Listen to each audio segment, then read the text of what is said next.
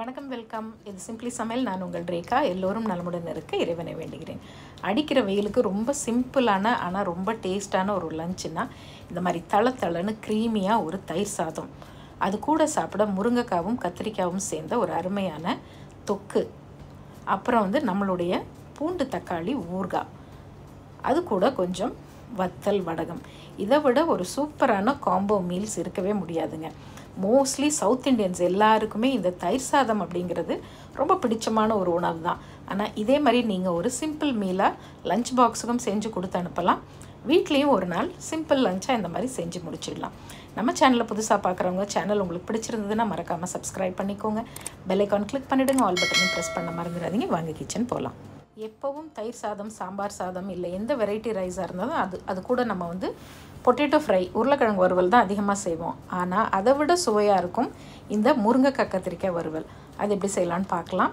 ஒரு கடாய் வச்சுருக்கேன். 3 table spoon எண்ணெய் ஊற்றிருக்கேன். நான் 1/2 கிலோ காய்கறி எடுத்திருக்கேன். அதனால் 1 டீஸ்பூன் கடுகு, 1/2 டீஸ்பூன் உளுத்தம்பருப்பு, 1/2 டீஸ்பூன் சீரகம், இதுதான் தாளிக்க சேர்த்துருக்கேன். நல்ல பெரிய வெங்காயமாக 2 வெங்காயம் இந்த மாதிரி கட் பண்ணி எடுத்துக்கலாம். ஸோ இந்த வெங்காயத்து கூடவே ஒரு 20லேருந்து 25 பல் பூண்டு.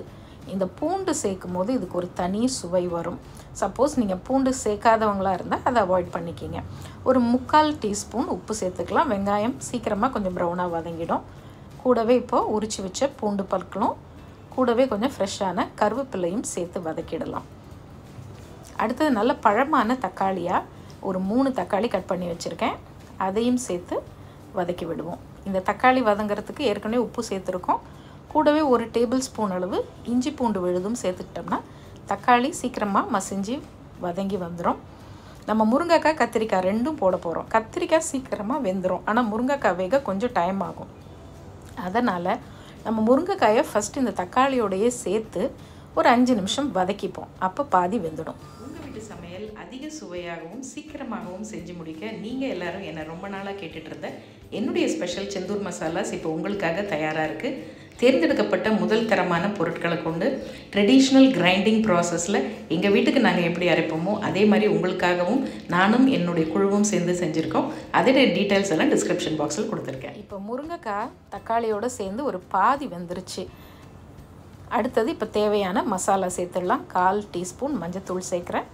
நம்மளுடைய சுவையான ஃப்ரெஷ்ஷான செந்தூர் மசாலாலேருந்து 1 டேபிள் ஸ்பூன் அளவு தனி மிளகாய் தூள், அதுக்கப்புறம் ஒரு 3/4 டேபிள் ஸ்பூன் அளவு மல்லித்தூள். உங்கள் காரத்துக்கு தகுந்த மாதிரி இதை கூட்டவோ குறைக்கவோ செஞ்சுக்கலாம். ஆனால் என்ன, வெயில் நேரத்தில் காரம் கொஞ்சம் மிதமாக சாப்பிட்றதே நல்லது. அதனால் காரம் கொஞ்சம் கம்மியாக இருந்தாலும் இது ரொம்ப சுவையாகவே இருக்கும். இப்போ இதெல்லாம் சேர்த்து ஒரு 2 நிமிஷம் நல்லா வதக்கிப்போம். இதில் மீடியம் ஃப்ளேம்லேயே வச்சுருக்கேன். இது வரைக்கும் நான் தண்ணி ஊற்றலை. இந்த தக்காளியோட ஜூஸ் இருக்குது பார்த்திங்களா, அதிலே தான் வதங்கி வருது. இப்போ அடுத்தது ஒரு 1/2 டீஸ்பூன் சோம்புத்தூளும் இதில் சேர்க்குறேன். அதையும் சேர்த்து வதக்கிப்போம். அதுக்கப்புறமா நம்ம கட் பண்ணி வச்ச கத்திரிக்காவை சேர்த்துக்கலாம். நான் ஒரு 400 கிராம் கத்திரிக்காய் எடுத்திருக்கேன். நல்ல அருமையான முருங்கைக்காய் கத்திரிக்காய்.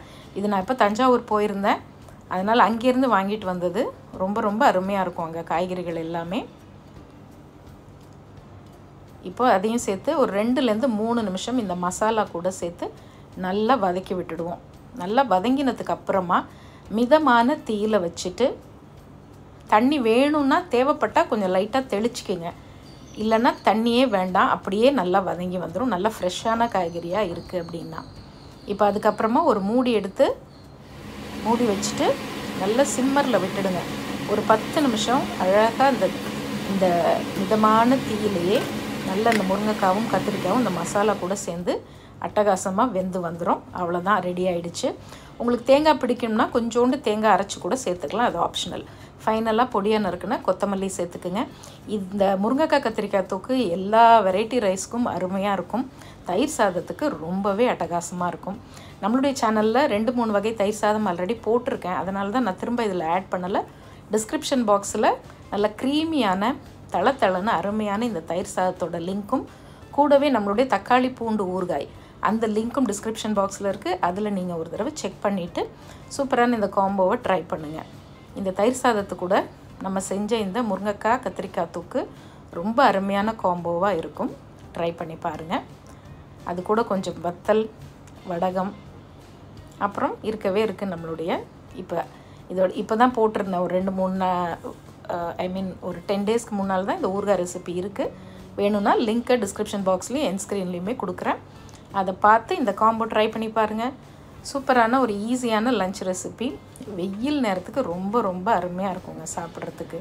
மற்றபடி எது சாப்பிட்டாலும் தண்ணி தாங்க எடுத்துக்கிட்டே இருக்கும். ஆனால் தயிர் சாதம் சாப்பிட்டா ஒரு மாதிரி ரொம்ப சட்டிலாக ரொம்ப நல்லாயிருக்கும் அந்த ஃபீல். ட்ரை பண்ணி பார்த்துட்டு எப்படி இருக்குன்னு சொல்லுங்கள். இன்னொரு ஃபேண்டாஸ்டிக் ரெசிபியோடு பார்ப்போம். இது சிம்பிளி சமையல். நான் உங்கள் ரேகா. தேங்க்ஸ் ஃபார் வாட்சிங். Take care. பை.